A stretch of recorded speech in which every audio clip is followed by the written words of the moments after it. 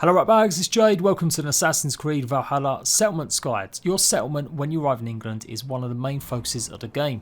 Building it up and getting brand new buildings will open up new quest lines. It'll also open up the option to customise your raven, your mount, your longship, as well as various other things like tattoos and hairstyles. You're going to need to build buildings to do a lot of that stuff, and of course more functional stuff like getting a blacksmith, a trader shop, and just generally getting more progress and more items. There are 6 levels to your settlement, and each level will unlock brand new buildings for you to open and build, but you are going to need a lot of resources to get them. So this guide is going to take you through everything you need to know and just generally give you some tips about which buildings I think you should unlock first. So make sure you like it, make sure you're subscribed, and let's start out with raiding and how you get the resources needed to build and expand your settlement. So raiding is the core function of the game, and this is how you're going to get the stuff needed. You're going to have to go and get raw materials and supplies. You'll always usually find at least 2 chests with the resources you needed to make upgrades to your settlement. Now I'm working on a guide to show you the best and quickest ways to get these resources, basically which raids are the easiest or which ones are not going to be so time consuming. But in each location you'll come across big chests like these where you normally need the help of one of your clansmen to open it up and get the raw materials within. This is the more rarer resource you need, and generally so far I've only been able to get it by doing raids. You tend to get a lot more of the supplies rather than the raw materials, and you do find some of the supplies in random chests all scattered all around the world as well. Now the settlement is absolutely huge, and there's a variety of different buildings that you can upgrade or open up so you can enjoy stuff from it. Here is what I think you should unlock first. There's 6 levels, and the very first one that you'll probably have enough resources to do should be the armory. This is important. The blacksmith will be able to obviously sell and upgrade you weapons, and definitely is one of the earliest ones you should get. After that I would go for the Hidden Ones Bureau. After that you've got a choice between either the barracks, the stable and aviary, or the trading post. Now the barracks is good if you're going to be doing a lot of raids. You can pretty much upgrade your second lieutenant, give him loads of different items and weapons and armour, and it'll pretty much be a NPC companion that will fight alongside you on most of the raid missions. Throughout the game you'll also come across NPCs that will come and fight for you if you make the right decisions and basically recruit them to your cause. You can also create Jobs Viking, which you can send to your friends in real life's worlds. Now remember, there isn't no actual proper multiplayer, but the idea being that you can curate Vikings or recruit them to your crew, and then you can send them to other players' worlds. Personally I don't think it's worth it just yet, nor do I think the stable is definitely worth it either. Unless you really do want to change your mount. Maybe you've got some pre-order skins where you can change the look of your mount and your raven. That's how you will do it. Instead I would focus on the trading post. This is going to give you the ability to buy more ores and leather, and well as buy some more runes, maybe some weapons, and get loads of customizable options like cosmetics. These cosmetics range between tattoos as well as settlement building pieces, even your hairstyles. Once you've unlocked 3 of them you will then be at level 2. The cost of upgrading these is quite expensive though. Level 1's 400 supplies and 30 raw materials. Level 2 is 600 supplies and 45 raw materials. At level 2 you'll unlock the bakery and the brewery. These 2 buildings are kind of useful, but maybe I wouldn't necessarily get them straight away. They'll basically give you something called the feast buff, and this is going to give you an extra 25% health. Every time you ring the bell you'll get this buff, usually after completing missions. And so it will give you that additional buff. It does stack, and eventually you'll have loads of buildings that will give you the feast buff, so you could increase your health by 25 every single time for a limited amount of time. So I will investigate that a little bit further. You may need that to take on some of the more higher, tougher bosses. But it doesn't last massively long, so I definitely wouldn't waste your resources on the bakery or the brewery just yet. After that you've got the fishing hut and the hunter's hut. Now at the fishing hut you will get a fishing pole, and this means you can go around the world and just do some fishing. If you want to relax and chill out, you can also bring the fish back and sell them too. The hunter's hut is probably the one I'm going to go for next though.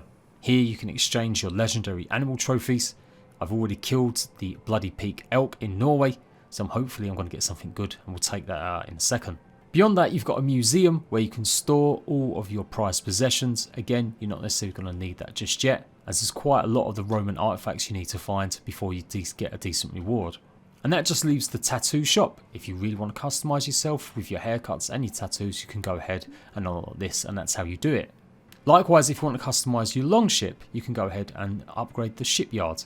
So in my opinion, it's definitely worth going for either just the fishing hut or the hunter's hut first, as these will give you tangible rewards. You can focus on the cosmetic stuff a little bit later, but it's obviously up to you. Usually at each building that you unlock, you can add the addition of some of your cosmetics that you've got. You can also buy more of these at the trading post, and they add just a little bit more personality. I'm going to go ahead and upgrade the hunter's hut. When you do so, you're going to have to now do a little side mission to get all the benefits from it. Pretty much go into the hunter's hut and talk to the NPCs inside, and you'll be tasked with helping one of them go and pretty much take out a pack of wolves that have been harassing Ravensfall. There's a very good reason for getting this hunter's hut too. It gives you a shed ton of XP for just doing this tiny little mission. It involves you just going up the hill near Ravensfall and just, yeah, like I said, killing these wolves.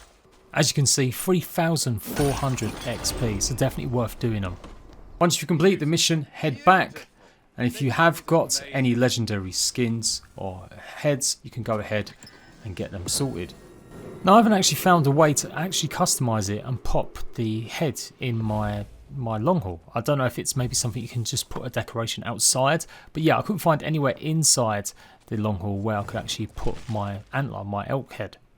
You'll find the bear, the blue waters, most likely if you explored Norway fully, but you won't be able to actually get this guy until near the very end. You can see there's 9 distinct special creatures to hunt down. Here's where it's important to keep all of your items that you find, like hooves, fangs. Don't sell them at the trading post. Relatively, it seems a bit OP going along getting all this stuff just to get 1 carbon ingot, but you'll be surprised how much you accrue during your playthrough. Now, it does take quite a few of these to build up, but it's definitely worth keeping hold of them rather than selling them. You also get some XP from it too. So yeah, just a side little extra bonus. Now, I mentioned that unlocking the fishing hut will get you the option to get a fishing rod, and you should be able to go and do some fishing, and you can sell the fish that you catch. But there are some rarer fish that will also get you some extra coin, so it might be worth it doing the fishing hut. It just depends what you feel like you're going to do. I have to say, I haven't come across too many legendary creatures yet, so it may be better to go and get the fishing hut first. Either way, you can buy a fishing magazine from the trading post, and this will give you the location of some sought after fish, and then you'll be able to work out which ones give you the most silver. I haven't actually done any fishing yet, but I'm presuming that's what you get in terms of resources or reward for doing the fishing. It's also worth pointing out that the trader, the merchant, when you unlock it, you'll also get access to buy a brand new dagger and a brand new bow. It looks like the Hunt Tooth will do kind of bleed damage against enemies, and Death Speaker may give you some additional headshot damage. At level 3 of your settlement, Hamlet, you'll be able to get Alvis and Holger's house, which adds more of a buff to the feast. The cartographer, the cattle farm, the grain farm, more upgrades to the museum, but most importantly, the Seer's hut. I would go for the Seer's hut first, situated all the way at the back of the settlement. You should see it pop up just by the waterfall. This is where you're going to get the druid sort of line. And by completing this quest line, you get to go to places like Asgard and Jotunheim. So that would be really the good goal to end with. Maybe after that, go for the cartographer. Here you'll be able to buy maps that show abilities, gear, ingot and raw materials. Each one of these maps will cost some more money though, anywhere between 15 silver and 35. So if you're really feeling lazy or you want the old school experience of seeing everything on the map, then yeah, get the cartographer unlocked and go and get all the special loot. The cattle farm and the grain farm will do the same thing.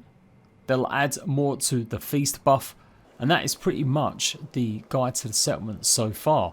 There are going to be more items that you can unlock at levels 4, 5 and 6, but I do believe it's more about refreshing some of the stock or extending what they have. Hopefully that'll get you started. I will come back with a more detailed guide once I've unlocked Valka's hut and the cartographer, and hopefully I'll be able to show you level 4, 5 and 6 in more detail. Just to recap, when you get to England, make sure you unlock the blacksmith, then the hidden bureau. I would personally go for the trading post after that one, and at level 2 it's going to be a toss up between the fishing hut or the hunter's hut. The hunter's hut did give a hell of a lot of XP there, and it did mean that I could trade in my special trophy.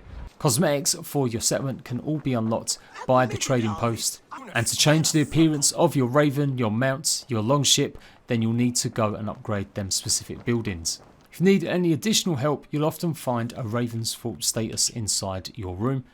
giving you a little idea of what to maybe aim for. And it seems a bit oversimplified. You probably get it obviously just by doing the game, but I will go over the alliance system. So the alliance map is obviously part of the main quest line. It's obviously how you progress, but you can have a little bit of a choice in what you do. I decided to go and help out Granted Bridgeshire first, rather than Leicestershire. Both of them are level 20. Granted had me going through the quest line of helping a fellow Viking leader, pretty much taking back her town and rooting out a traitor. And that is pretty much it for your settlement guides. Just remember, there are seasons coming to Assassin's Creed. You will get some free stuff added, and there will also be stuff as part of the season pass exclusively for your settlement. So look out for that as well. Hope it's been useful. If it has, please leave me a like. Go and check out all my other Assassin's Creed guides to weapons, abilities, and I'll see you right back some more very soon.